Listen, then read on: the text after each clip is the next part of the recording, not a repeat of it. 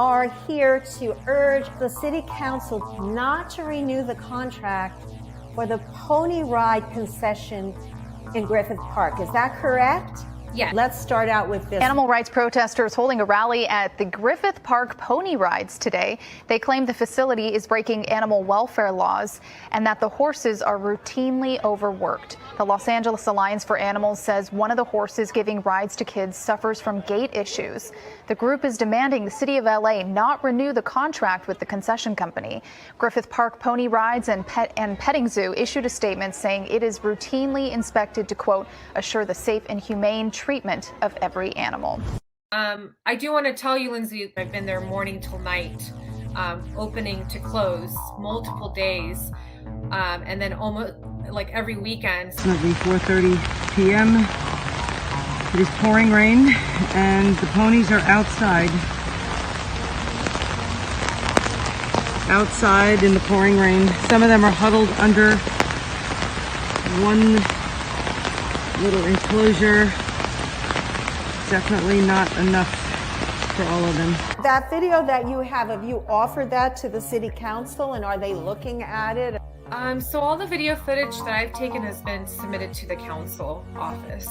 So they have that information. I want to respect the council, but I do want to let you know they have, have received all of that video footage, because before I even launched this campaign, I filmed everything. I wanted to make sure that I had everything on video footage, and I did, and then I submitted everything to the council office. According to council members, the Parks Department and the Department of Animal Services have gone multiple times to the facility for inspections and have not found violations.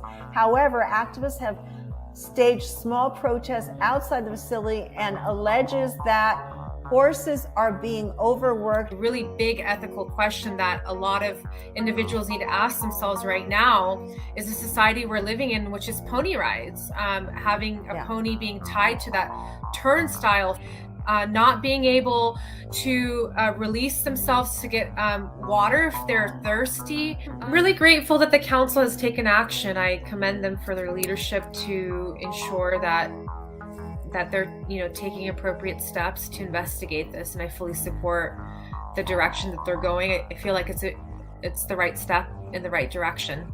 Did they tell you that was why they were going to go forward with this investigation? So that's a really good question. They haven't specifically told me the reason why as to why they did this, but according to the articles that have come out, the motion, that they've received a lot of complaints from many individuals calling their office, contacting them, that they're concerned about these ponies and their welfare. And then they submitted this motion and wanted to start that investigation to see what's going on. Where is that investigation right now? It's still pending. It's still going on as we speak right now. And is that all the details you can give us about it? Yeah, I've reached out to the council office, and that's what I've been told, is that it's currently pending. Right now it's not finalized, but it should be soon. It should be soon, so they said Yes. that it would be within the next couple of months or something. Next couple of weeks, months, we don't know. I would say weeks. So we have a Facebook page called Los Angeles Alliance for Animals, and you can get in touch with me there to get more involved in this campaign. I really do. I strongly believe that the power really is in Los Angeles activists and constituents right now to get mobilized and engaged. We're out there every single weekend, and also, reaching out to the city council, who's been very, very compassionate throughout the years for animal issues. We'll get to the bottom of this if the investigation goes through, and I assume it's going through. I mean, horses are meant to run. They have no free will. They just wait they're just standing there depressed until another child is on their back. And it's, what kind of society are we representing when we're placing our kids on depressed ponies? Like, we set the nation standards on humane policies. It's completely unacceptable. And I know we can do better than that. Absolutely. And you bring up another good point. You're not educating children of what pony behavior is by taking them to a Griffith Park ride. And that's a big concern of mine. You know, I've been a caregiver for adolescents for almost 10 years, and I always taught the kids that I interacted with is to be kind towards animals. Studies have shown is that, you know, when humans are not kind to animals, then they're not going to be kind to humans. That sun is beaming on top of that pony. And just imagine if it wants to get to shade, it can't go to shade because it's in that cave, like that enclosure area. They feel, they have needs that need to be met, and they're not here to just completely run dry just for profit. He does claim that horses get breaks. Out of an abundance of caution, we do provide barn shelter for our ponies who are older and may feel the effects of the inclement weather more so than the others. For example, tonight we have a third of our ponies enclosed in the barn.